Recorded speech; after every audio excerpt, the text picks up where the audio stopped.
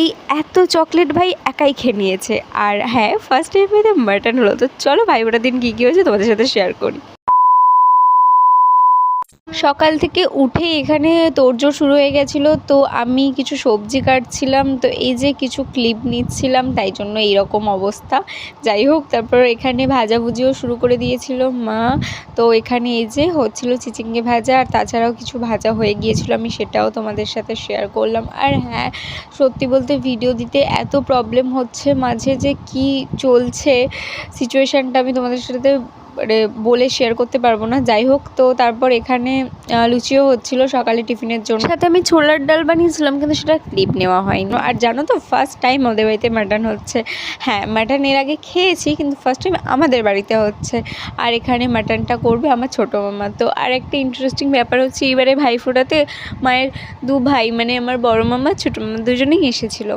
আসলে সময়ের সাথে সাথে না কেউই একসাথে দেখা করে উঠতে পারে না, আর সবসময় আসাও হয় না। কিন্তু এইবারে কেন জানি না মায়ের দুই ভাইয়েরই সময় হয়েছিল, মানে আমার দুটো মামারই সময় হয়েছিল, এবং দুজনেই এসেছিলো দিদির কাছ থেকে ভাইফোঁটা নিতে, মানে মায়ের কাছ থেকে ভাইফোঁটা নিতে। আর সাথে এসেছিলো আমার দুটো বোন, যারা আমার ভাইকে ফোঁটা দিয়েছিল।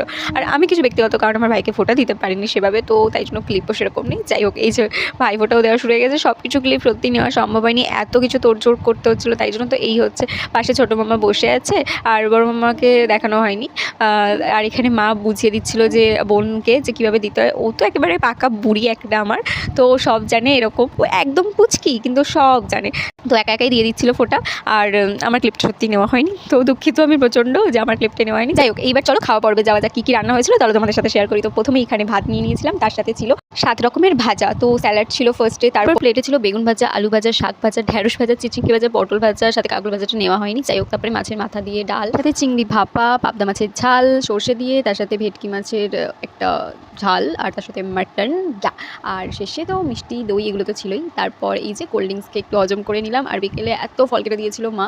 অ্যাকচুয়ালি এগুলো দুপুরেই দিয়েছিল, যখন ফোঁটা দিয়েছিল তখনই খাওয়ার সময়, বাট সব কিছু খেয়ে উঠতে পারিনি সবাই। তো এখানে অনেক মিষ্টি এনেছিল বড় মামা, প্রচুর ভর্তি করে মিষ্টি আনা হয়েছিল। জাস্ট কয়েকটা ক্লিপ নিয়েছি, মামা তো পুরো 7 রকমের মিষ্টি অনেকগুলো করে এনেছিল, প্রচুর মিষ্টি আনা হয়েছিল। সাথে আবার আমাদের তরফ থেকেও 7 রকমের মিষ্টি ছিল, তো প্রচুর মিষ্টি হয়ে গিয়েছিল বাড়িতে। সাথে তো বড় মামা এক বক্স চকলেটও নিয়ে এসেছিল। আর এই যে শাড়িটা দিয়েছে, এটা ছোটো মামা দিয়েছে। কালারটা না ভীষণ প্রিটি, আমার তো ভীষণ ভালো লেগেছিল, ক্যামেরাতে অত বোঝা যাচ্ছে না ভালোভাবে। আর তার সাথে বড় মামাও মাকে শাড়ি দিয়েছে।